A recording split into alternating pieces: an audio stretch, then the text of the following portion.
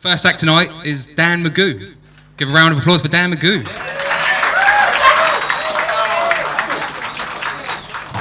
All right, thanks for having me.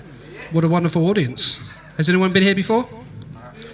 Yeah, welcome to the Ipshit Wanderers. As you know, some of you may know me, some of you may not. I'm a father of two, one half ginger. And my eldest is now a teenager.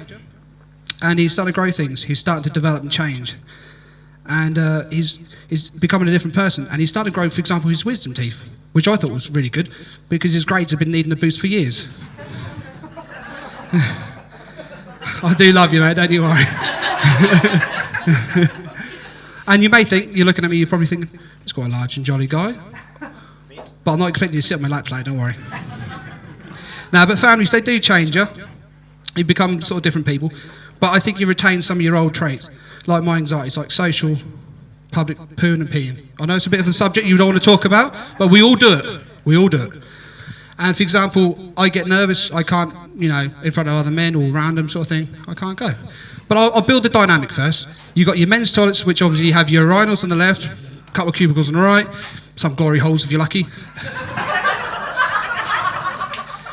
And then you've got your women's toilets. Now, they've got cubicles, and sometimes they fucking sofa. What's that about? When do women need to go out and they go, do you know what, love? I need a bit of a lay down, a bit of a sit down. Why don't you just stay home then? But I said this to my missus, and she turned around and she said, do you know what? Sometimes we like to have a sort of chatter, a bit of a gossip. Again, why the fuck didn't you stay at home? It's much cheaper that way. But again, like I say, a bit of a social anxiety with pissing in public. So I remember there's this incident where I went to the Thrasher and it's a bit full. So I went into the toilet, I thought I need to go. The three urinals, there's two on the ends, what have been used up, one free in the middle, and then you've got your cubicles, they're both being used up. So I think, do you know what? I've got a bit of time, I'll wait.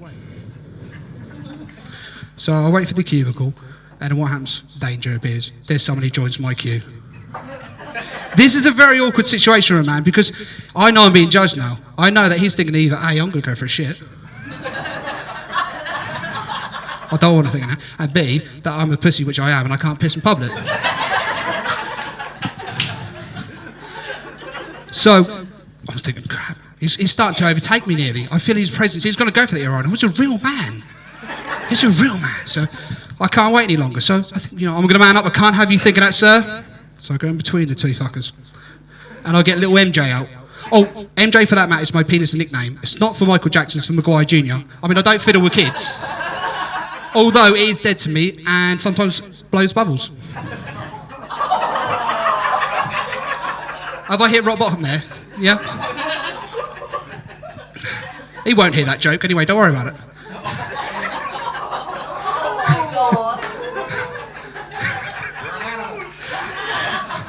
This is gingivitis, it's contagious. Well, anyway, so I've got MJ out, and he's a bit of an ornament at this point, because to me, he's very valuable, he's slightly pretty, and like all good ornaments, it does fuck all. So I'm standing there, and I'm thinking, crap, I'm going to have to pretend I'm going. You alright there, mate? So I'm holding MJ, you alright? Yeah. Fancy a bit of a knit now, chatter, gossip? I've got a sofa in the back if you fancy a chat. Anyway, I stand there long enough that I think, you know what, at this point I've convinced them I've gone.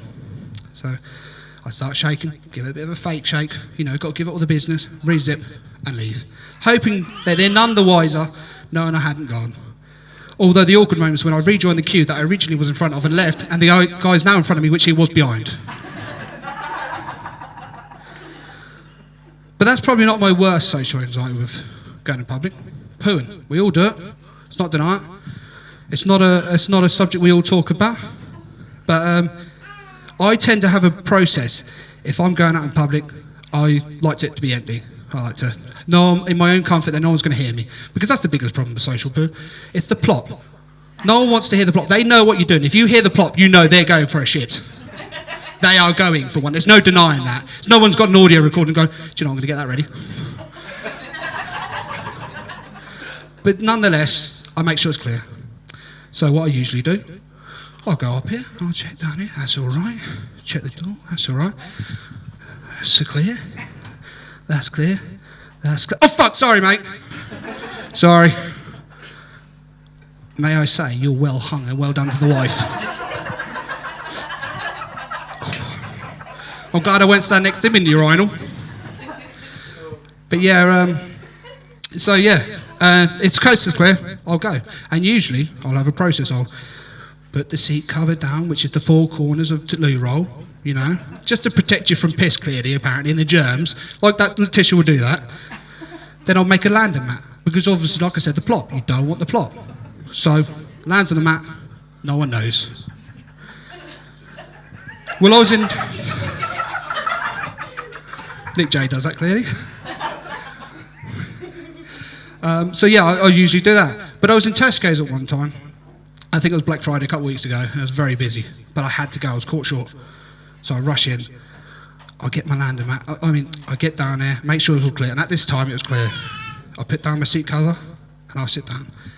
Obviously, we have a bit of a rush come in. Everyone wanted to hear me, clearly, so they all come in. And I'm still mid-poo, and I think, oh, God, this is good. Oh, shit, I forgot my landing mat. True story.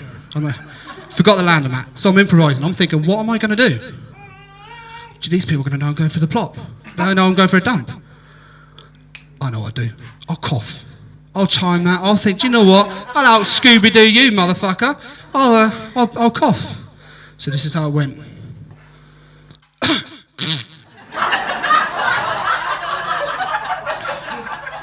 I can honestly say, unlike you, everyone went silent. You could hear a pin drop. I can honestly say also, I left there maintaining no eye contact and my shopping left where I left it outside. That was dead and buried to me. Tesco's, I was gone for the day. But yeah, Tesco's. You got to return your club card sometimes, didn't you? But yeah, this is not the only thing about people don't talk about. I know I've gone there twice now, and I'm going to go for a third time. Wiping. We all do it. We do it different ways. In my thoughts, there was 2 schools of practice. I really thought it was just 2. I thought it was just simple. You go for your wood chopper up the back. I thought that's a nice simple one. That's the obvious one.